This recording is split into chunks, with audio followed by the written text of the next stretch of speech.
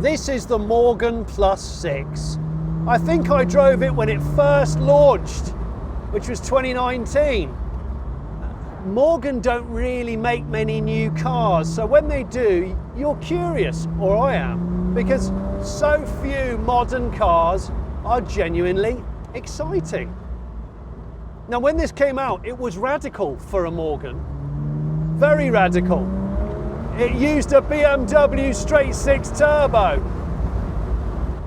and aluminium construction in a way that Morgan had never done before. Well, today we're going to see the car which replaces this. A Morgan which is unmistakably a Morgan, but it moves the game on in terms of dynamics, luxury, safety, but it still has hellish quick underpinnings. And of course it's really light, and of course it's built here in the Malvern Hills in Worcestershire. Low volume cars aren't what they were, but yet Morgan still makes everything apart from that engine and gearbox in this little factory. I can't wait to see it because so few cars are genuinely interesting now. I'm Jonny Smith, you're watching The Late Break Show.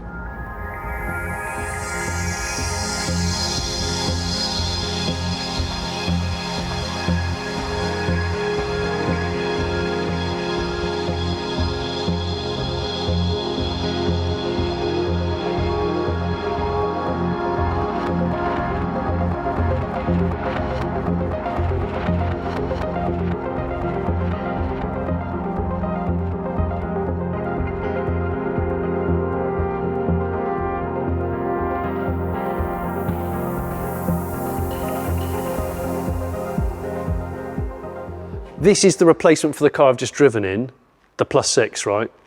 To some degree, yeah, thank you. It's something the team and I are really proud of. It's something we've been working on for a long time now. Actually, the Plus 6 is just finishing production, the car you've just driven. Yeah. We culminated that with a version called the Pinnacle, a sort of best of. Yeah. But in truth, the Plus 6 has always been quite closely related visually to the Plus 4. And it's Yes. represented a family of cars we call the cars upon the CX platform. But actually this project started in one form or another as early back as 2019. So we did have a car called the Aero, which was a more elaborate sort of extravagant supercar. I know, like a teardrop back thing. That's it, exactly. Yeah. And that retired in 2018, 2019. And we started to imagine what a new flagship silhouette could be. So whilst this does succeed the Plus 6, it's a very different proposition. Okay. Can I ask you to drop your linen, please? Go forth. I'd like to see it. No problem at all. Well, I don't know which way you're going to tug it, but... Well, this is the SuperSport. Look at that. That's cool. Looking at the front grille and the way it's kind of squared off like that, it's almost a bit Bugatti-ish. Well, which is a SuperSport. Well, that's right. It's actually a name we've used as early back as 1927. So one of the very early three-wheelers, sort of more performance, aerodynamically informed one, was called the Aero SuperSport. Yeah. And throughout the decades, we've used SuperSport as a bolt-on to define cars of having particular performance merit. We like a little bit that the name Super flirts with Super 3. Yeah. And it definitely does represent our sort of more forward-looking philosophy with regard to design and coach building. So yeah, that name's the in there as well. Super 3, the three-wheeler looks a lot more contemporary than the last one. That's right. The one with the engine right on the nose. That's absolutely right. As you say, the previous three-wheeler was very much a celebration of the past. Yeah. The sort of traditional V-twin engine, the traditional body style, almost an homage to, Morgan of past. Whereas the Super 3 was all about design with honesty. The engineering functions of all the parts of the car became the aesthetic, a bit like a motorcycle. The beauty is the engine and the function of the vehicle. And we kind of want the design language to be exactly the same as well, particularly on these sort of more contemporary forward-facing products in the portfolio. So for an example, traditionally we would have had hand-pressed louvered vents along the top of our bonnets. Yeah. On this car, with the rounder nose and the way the aerodynamics work, As you get towards that windscreen, you get a much higher pressure zone, which means it's actually not very good for sucking air out. It's better to take it in. So we have a little vent there that takes air in for the cabin. Oh yeah. The louvers wouldn't be so functional on top of the bonnet. And actually the best place to extract air is on the front on this nose cone, directly out from the back side of the radiator. Hence why we've got this graphic here. This could be color coded, but we've actually opted to contrast the color of this vent, because it's the longest bonnet we've ever created. Is it? So, I was going to say, is this car much bigger than the car it replaces? this car weighs 1,100 kilograms. The footprint, the actual tyres on the ground, is virtually the same as it is on a Plus 6. But we have a lot more frontal wraparound now, where before we were leading by the front wheel arches, we're now leading by the nose. So the nose has crept forward a little bit. Yeah. And on the back, there's that elongated tail, which has added length. So it's a longer car than a Plus 6. But in terms of the footprint, still very small, very compact. The drivers sit very close together. Yeah. And you know, it's a real nice, intimate place to be inside. It's got the BMW inline 6 B58 engine, which we love. That's about 335 brake horsepower. So it's a nice balance. That is a good balance. The main sort of fundamental achievements on this car have all happened underneath the skin. Okay. And that's really, really important to Labour. What we wanted to do is create some visual separation for sure between the Plus 4 and Plus 6. But that engine, it's got a lovely amount of power for the size, and the Plus 6 is an incredibly fast car, especially in a straight line. Yeah, it is. I was amazed at how quick the Plus 6 was when I first tested it. That's right. We want the cars to be fun and encouraging to drive. So when we were doing a lot of the benchmarking and testing at the start, the cars that were really standing out to us are the ones you could get on the power as early as you could in the corners and really just enjoy pushing it through the lanes and just put a smile on your face. That really was the benchmark, more than 0 to 60s or lap times. Yeah. And that's what we tried to really achieve with the overall underpinnings of the car. You know it's a Morgan immediately, which is obviously your job, but you don't want to upset purists or walk away too much from the kind of heritage face. That's right. But yet you've got, and to me in a way it shouldn't work, but it does, you've got quite a lot of squared off shapes on a car which is very kind of fluid. Yeah. And this is squared off as well. So that's right. You're a designer, you can explain all this stuff to me, but so I'd love to explain the logic in that.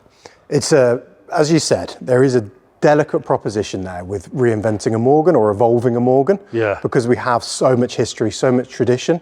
And actually the consistency of Morgan is the value. You know what you get with a Morgan. There's a real confidence with a Morgan. Yeah. And we have to embrace modern technology. We want this car to be a seriously competitive, dynamic, premium sports car that, you might jump out of a modern Aston Martin or even a 911. And we wanted a car that can start appearing group tests alongside those as maybe the wild card. The antidote to some of those other seriously capable machines. So we've got to embrace new technology to do that. The landscape of legislation, ADAS and electrification, all these things coming into the world, we do have to embrace them. So our challenge was, do we blend old and new at risk of maybe creating something a little pastiche? Or do we celebrate the two things for their separate entities? And that's what we've attempted to do with the design. So to put that in context, this sits on a totally overhauled, very modern platform underneath that we can talk a little bit about its capabilities. But we wanted to communicate that in the aesthetic. So now the whole lower side of this car has these geometric shapes, these strong, bold squares, these clearly aerodynamically functional components. Down the side, you have the aluminium sills on the side and a very technical diffuser at the back. Ah, right, okay, And then sat on top of that, we have this sort of very sculptural, delicate coachwork. So this really is a celebration of what the guys can do here in the factory, using hammers and English wheels and metalwork technique to create beautiful aluminium forms. And that's celebrated, almost directly clashed against very technical underpinnings. Yeah. So rather than blend new and old, we're celebrating both in equal measure. And we believe that's, 21st century coach building for us anyway. Thank you. Oh, it's moving, it's moving. Chassis. So, this is obviously where it all starts. We coach build more than ever, so everything is built on top of the aluminium platform. Yeah. This is the CX platform. Commemorates 110 years of Morgan, and it was the first time we used a bonded aluminium riveted chassis in everything we do. I remember that was the biggest change in Absolutely, ever. absolutely. So BMW powertrains, bonded aluminium chassis in +4 and +6. Yeah. And actually it's the same, we call this the tub, it's the same tub in both cars. So this could be a left-hand drive, right-hand drive, a 4-cylinder or a 6-cylinder, auto or manual. And really we pick the chassis and then define what the car is going to be. As we go forward with SuperSport, we introduce the CXV chassis commemorating 115 years. And the changes are fundamental. So everything we talked about on the corner geometry, the ride and handling, the suspension, the way it controls itself has changed, but the chassis itself has changed too. So it's 10% stiffer than the previous version. In some places, 100% stiffer locally, but globally it's 10% stiffer too. And that makes a big difference in such a light car. So it starts with aluminium skeleton, BMW gearbox and engine. That's right. Yeah. That's right. And we use these dollies to essentially spin the car upside down and clip all the brake lines and the electronics to the underside, and exhaust goes on, and you know, as the cars progress through here, they get to a point. These got engines, those haven't. That's right. That's right. Of course, and here you can see one of the 4-cylinder engines being dressed. So 4-cylinder, 6-cylinder, they'll come into us in a stillage, and then the way they fit into the car, it's quite an odd shaped jigsaw piece. So there's a few little bespoke brackets and bits and pieces just to twist control units around and get everything packaged in. And we'll do the full engine dress here as well. I was going to say, so BMW deliver them on a pallet. That's right. Engine and gearbox. That's right. Done. Right. That's it. And then we pair them all together. Yeah. Assembly shop. Assembly shop. Lots of aluminium.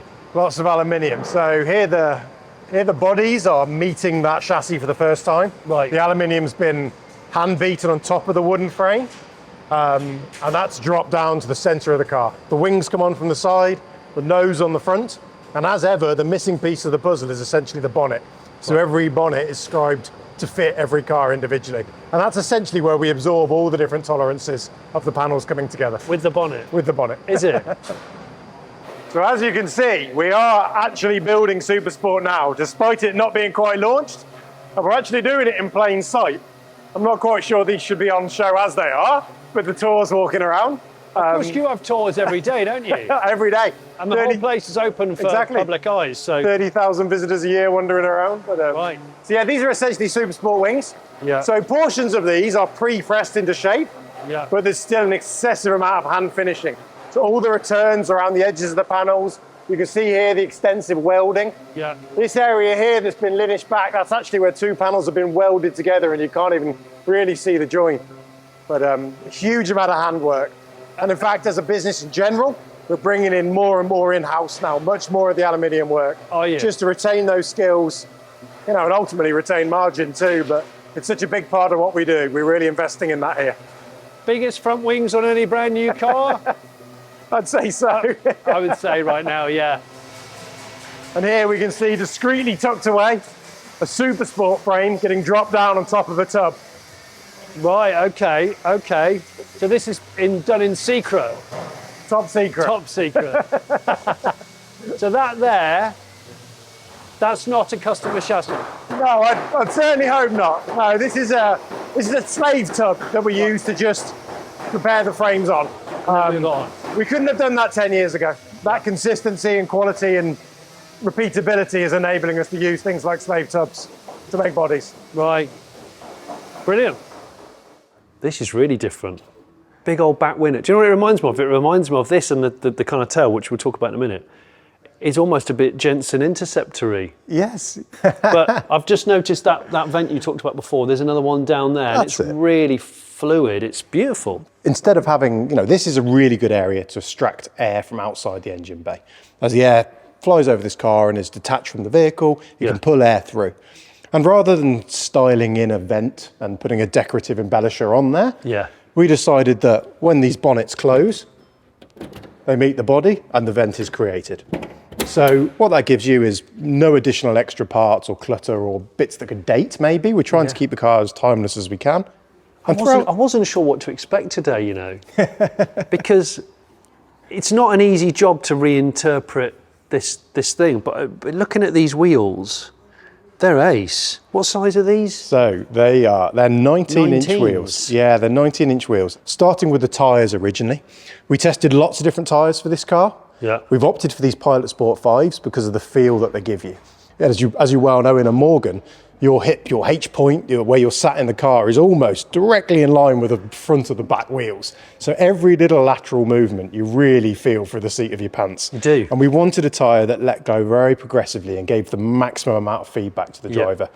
Wheel design can be quite intensive for an industrial designer because it's not just what it looks like. It's got to perform. It's got to take impact in every different direction, and it's got to be light. Yeah. And through many, many reiterations, we've managed to shed a lot of weight on our wheels. So to put it in perspective, our previous 19-inch wheels would have been just under 14 kilograms a corner.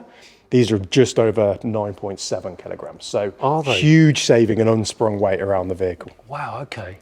This is almost a bit kind of 80s or 90s, but in a good way. It reminds me of Corvette, a certain era of Corvette.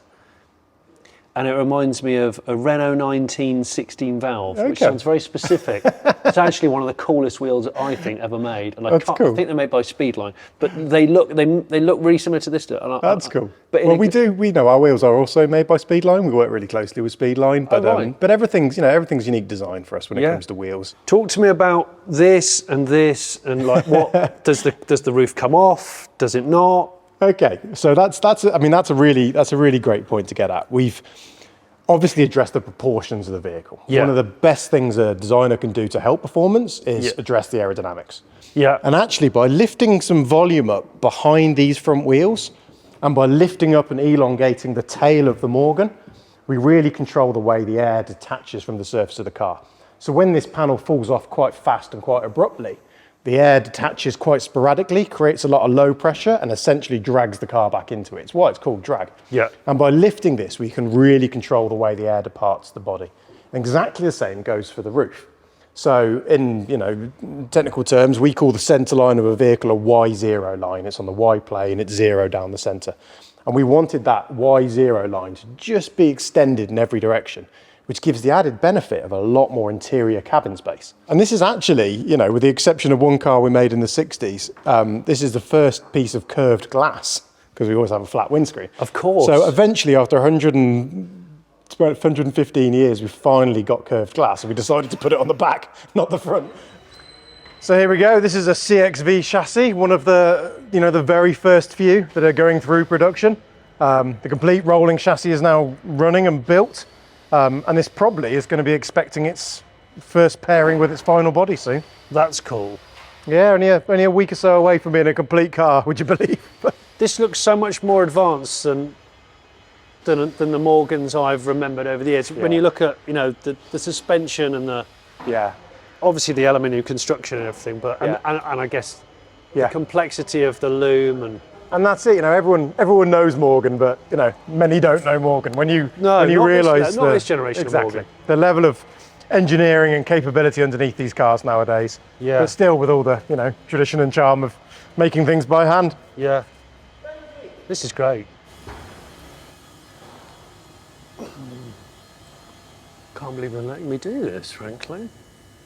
One of the first SuperSports to be married onto. Okay, that's it. We good? That's it, we're good. Yeah.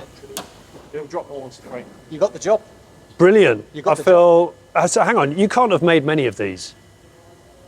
SuperSports. We body mounted a few cars, and the procedure's pretty much the same. That's cool. Much it. That's what we do. Well, hopefully I'll come back and drive this one in 3 or 4 months or something. Yeah. I'll make a note of its number. Okay, bring the cakes. So we talked a little about the hardtop. In the past, we have designed hardtops for Morgans, and it's always been sort of after the event. And the way by nature a Morgan is made is we have a wooden door frame, which we hand beat the aluminium on top of, and that's attached on the outside of the vehicle with a couple of piano hinges to the wooden body frame. And with that, as you can imagine, there's a little bit of inconsistency car to car, and over time there might be a little bit of movement, which is fine when you've got a soft top roof. Yeah. So we wanted to introduce this roof, but to do that, we really need to control a lot of these gap and fit conditions of the door and the side screen. I mean, you make a good point. Why have sliding glass in the side screen? And I must admit, earlier sketches did have a little plastic button that you pushed and a window goes up and down, like everybody does. But for many of us, driving a Morgan should be an experience. Yeah. And one of the nicest things about driving a Morgan is taking off 50% of your door, having this big open aperture, even with the roof up as a bit of a sunshade, and just being connected to the world around you. Oh, okay. So in order to be able to do that, one of the things that was really important is to reevaluate the door architecture. So this now has a fully metallic door with a big, strong member inside here. And it's no longer mounted to the wooden frame on the outside with piano hinges. You can see this big industrial hinge that goes through and directly connects to the chassis. That means the door is absolutely solid. It also means the door now closes parallel to the vehicle rather than hinging at the front, which gives us, especially around the front, a lot more space for much bigger, much more compliant seals. So inside the car now, any little drafts have disappeared. The sort of NVH, the quietness and the comfort of the cabin is massively improved. And now, utilising the door handle itself, we slide this forward and actually you can see these big substantial dowels in the vehicle and the whole side screen clips in and out very solidly. So now it's solid and robust. And then it just comes away. So just a two-part door. And they're like industrial headrest. That's right. Headrest mounts. That's right. Really, really solid. But most importantly, in fact, this side screen isn't even from this car. Most importantly is the consistency. So every one fits every other car because it's, machine tolerances on here. Right. And that means we can have a perfectly aligned seal every time. And again, that cabin environment is really improved. But you have the benefit of popping the side screen off, putting your arm on the side and having that big open connection to the environment. Which is something we really love. And then presumably you just throw these into a nearby hedge. So yeah, in the past you might leave them in the garage and then regret it a bit later on, or put them on the passenger seat for your partner to hold. But now we have another world first for Morgan. Not quite a world first. We've featured this on a few cars in the past, but you notice on the back of the vehicle. No way. We now have a boot. No way. A Morgan with a boot. So these side screens pop nice and neatly up inside the boot there. They come in a side screen bag, obviously, to protect them, and they pop up underneath there. That's beautiful. In this area of the car, we don't hammer any aluminium on there. So we have the opportunity to expose some of that wooden frame. This wood will get covered in aluminium swarf and grease and go through the production facility because it is a working part of the car. Yeah. But this, we're able to expose it. And that's something we've campaigned really hard for. It's true. Just so we can tell those stories really of how your cars come to be. Yeah. And again, that functional design, this is carrying the boot lock, some of the lighting, holding the rear end, the seals. That piece of wood's doing a lot of work for us. This bit here, it's really cool. It reminds me of like a Le Mans Porsche 935 or something, like a Moby Dick 911. I can see that. Yeah, I can see that. Yeah. Where they have where they're obviously much wider than the production car, and there's lots of vents and apertures. Yeah, but I mean that in a complimentary way. Well, to be honest, for the same reasons they come to be on those cars, it's informed by the aerodynamics. Yeah. So here we're taking air out of the wheel arches and the wheel wells. Again, really good for aiding underbody aerodynamics. There's a lot of heat control here with the exhaust system in the middle. And again, a bit like the front, all of those technical details, the lights, the reflectors, the mesh, the heat management, the under trays, diffusers, that's all contained down low. And the body is just lightly dressed on top of it. It is, isn't it? They're angled. That's right. A little bit of, well noticed, yeah, a little bit of theatre there. We've just tipped them up slightly, almost, like sort of stage lights or something. Just a bit of theatre, tipping them forward.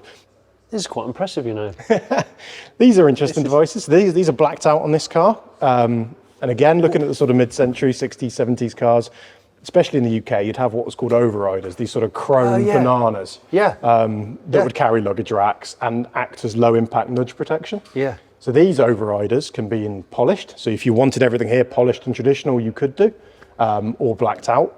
And they sit on the end of the crash cans, and that's also where you would attach your luggage rack. So a little bit of a nostalgic take on a contemporary twist to a nostalgic feature. We must have a look at the cabin.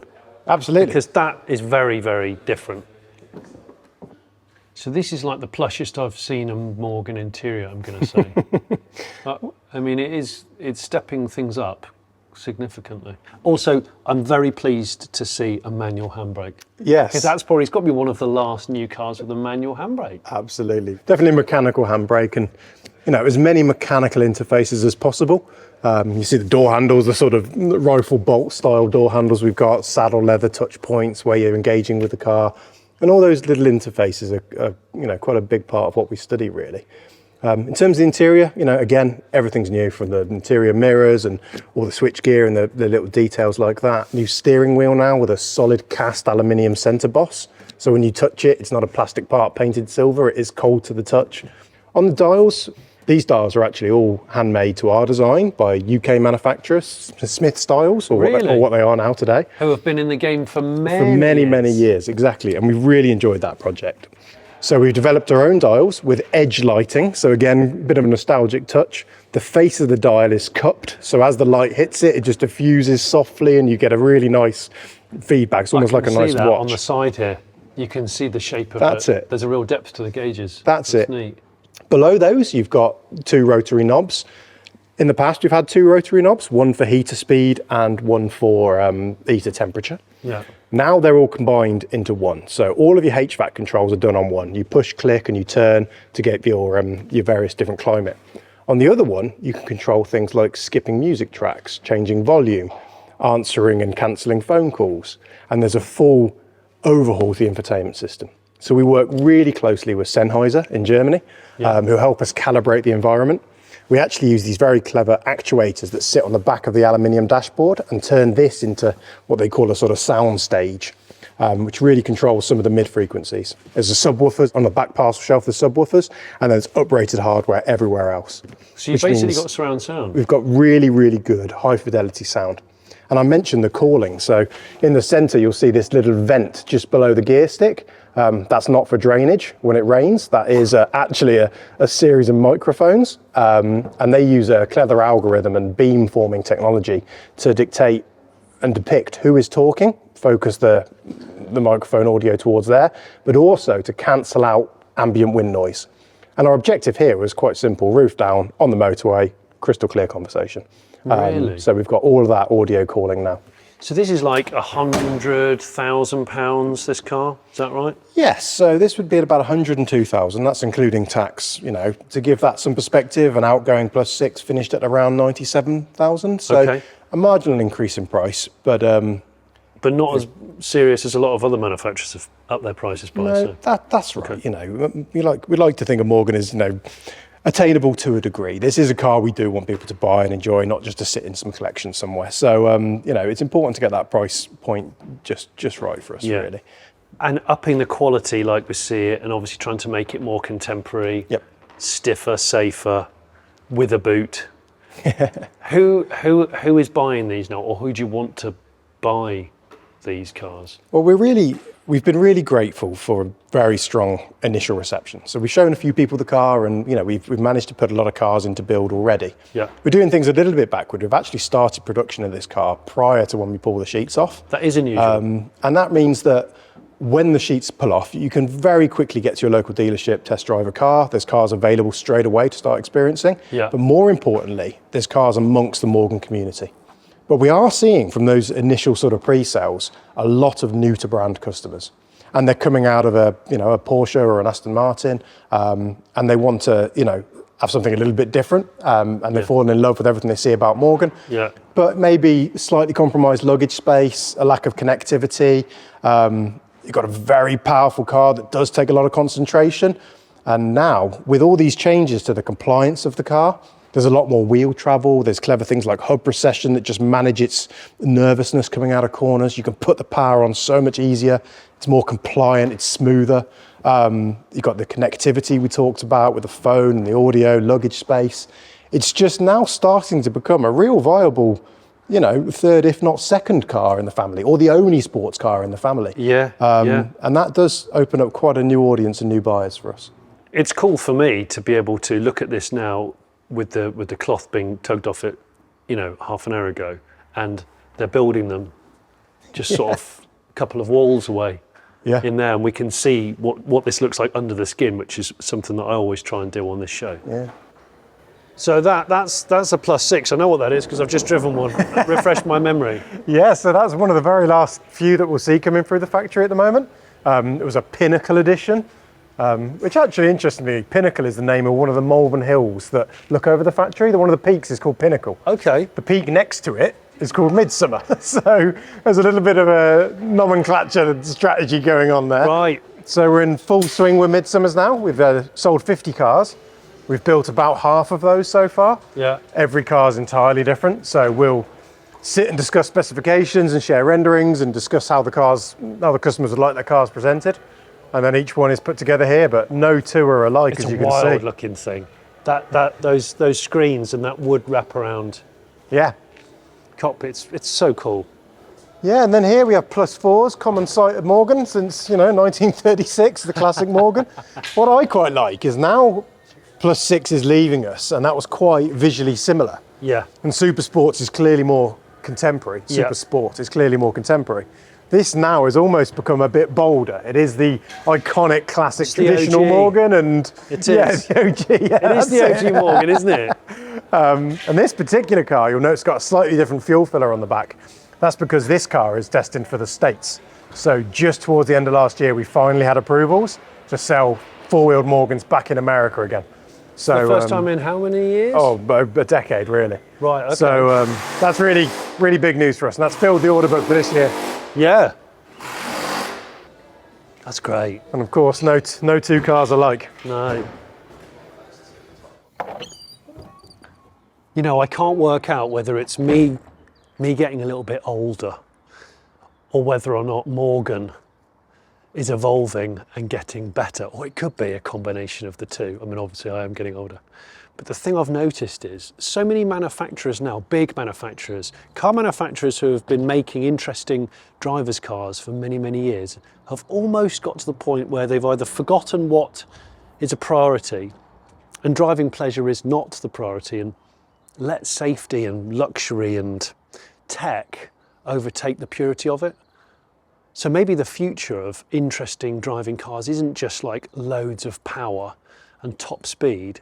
It's cars that are just genuinely joyful and quirky. And that's something that Morgan has always done very well. But right now, I think they've hit the nail on the head in terms of bringing the old design look into the future and appealing to people like me who would have never in the past thought about buying a Morgan at all, combined with obviously reliable BMW power. And if that car drives better than the +6, which it promises to do, that's going to be a stunning car to enjoy for years to come.